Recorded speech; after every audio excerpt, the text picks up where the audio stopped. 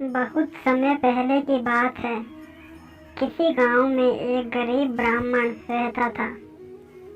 एक दिन उस ब्राह्मण के घर कुछ अतिथि आए।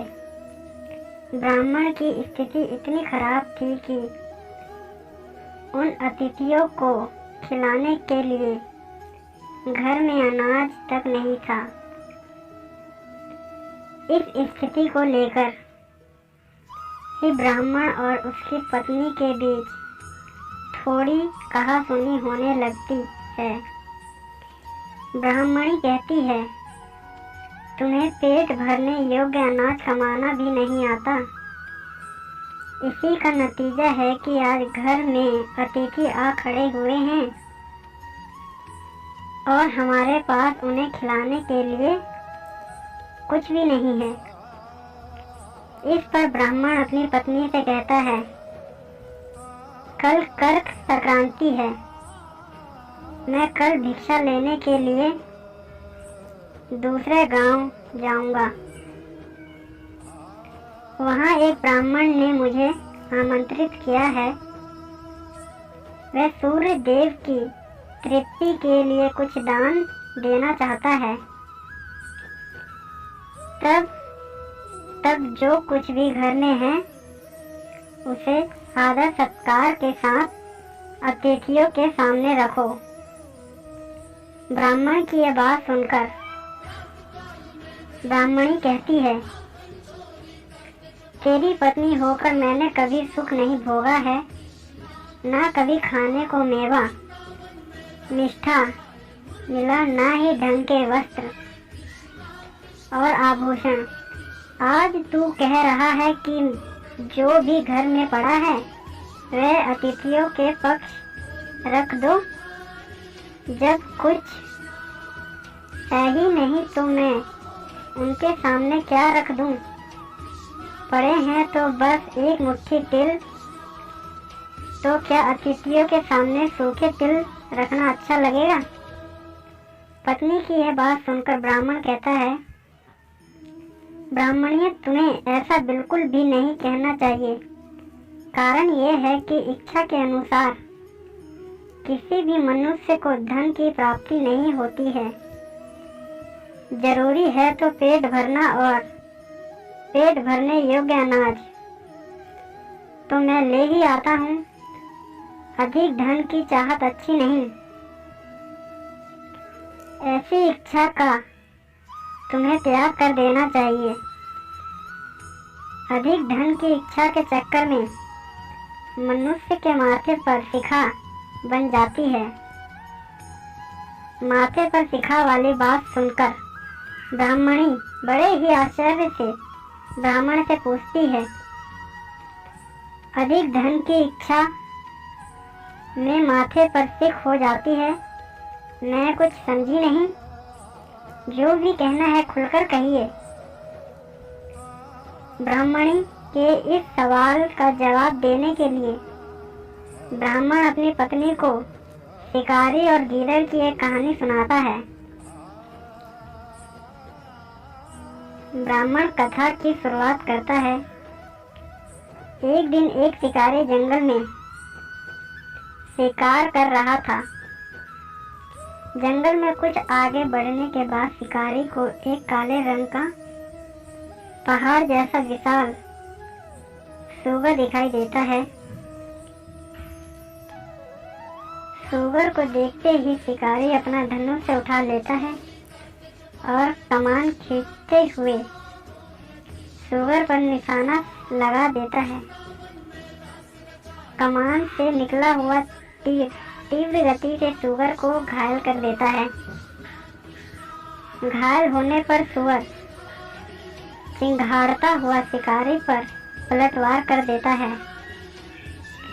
सूअर के तीखे दांतों से शिकारी का पेट फट जाता है। इस तरह शिकार और शिकारी दोनों का ही अंत हो जाता है। इसी बीच खाने की तलाश में भागता हुआ एक भूखा गीदड़ वहां से होकर गुजरता है जहां शिकारी और सूअर का शव पड़ा हुआ था। बिना मेहनत सारा भोजन देख गीदड़ मन ही मन बहुत खुश होता है और मन ही मन सोचता है कि आज तो ईश्वर की बड़ी कृपा हुआ जो इतना अच्छा और अधिक भोजन एक साथ मुझे मिल गया। मैं इसे धीरे धीरे आराम से खाऊंगा ताकि लंबे समय तक मैं इसे उपयोग में लाऊंगा। इस तरह मैं इस भोजन के साथ लंबे समय तक अपनी भूख को शांत रख पाऊंगा। इन सभी बातों पर विचार करते हुए गीदड़ सबसे पहले छोटी छोटी चीजों को खाना शुरू करता है। तभी उसे शिकारी के मृत शरीर के पास धनुष पड़ा दिखता है। गीदड़ के मन में पहले उसे ही खाने का विचार आता है और वह धनुष पर चढ़ी डोर को चबाने लगता है। गीदड़ के चबाने के धनुष पर चढ़ी डोर टूट जाती है और डोर के टूटने से धनुष का एक सिरा वेग के साथ गीदड़ के माथे को भेदता हुआ ऊपर निकल आता है। गीदड़ के माथे को भेद कर मनुष्य का जो सिरा गीदड़ के सिर पर निकल जाता है वह ऐसा प्रतीत होता है मानो गीदड़ के माथे पर शिखा निकल आई हो। घायल होने के कारण कुछ देर बाद गीदड़ की भी मौत हो जाती है। इतना कहते ही ब्राह्मण कहता है, ब्राह्मणिये, इसलिए मैं कहता हूँ कि जरूरत से अधिक लोभ से माथे पर शिखा आ जाती है।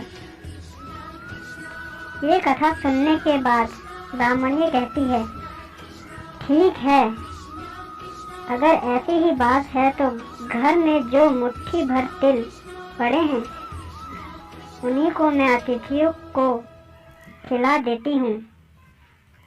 ब्राह्मणी की यह बात सुनकर संतुष्ट होता है ब्राह्मण और भिक्षा मांगने के लिए घर से बाहर निकल जाता है। वहीं ब्राह्मणिये भी घर में पड़े तिल को धूप में सुखाने के लिए फैला देती है। तभी कहीं से कुत्ता आ जाता है और उन साफ तिलों पर पेशाब कर देता है जिससे सभी तिल खराब हो जाते हैं। तिल के खराब हो जाने पर ब्राह्मणिये काफी परेशान हो जाती है और सोचती है यही तो तिल थे जिन्हें पकाकर मैं अतिथियों को खिला सकती। अब मैं क्या करूं? काफी देर सोचने के बाद ब्राह्मणियों को यह तरीका सूझा। उसने सोचा कि अगर वह गंदे तिलों के बदले साफ तिल देने की बात कहेगी तो कोई भी आसानी से मान जाएगा। साथ ही किसी को भी इन तिलों के खराब होने के बाद पता नहीं चलेगी। इस विचार के साथ वह उन तिलों को लेकर घर घर घूमने लगी। ब्राह्मणिये की यह बात सुनकर एक महिला वह तिल लेने के लिए तैयार हो गई, लेकिन उस महिला का पुत्र अर्थशास्त्र पढ़ा हुआ था।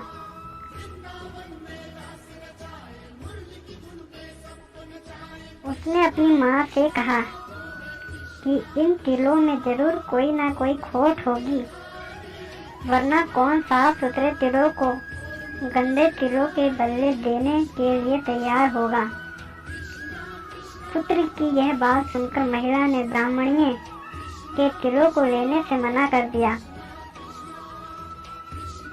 कहानी से सीख, हमारे पास जो भी होता है हमें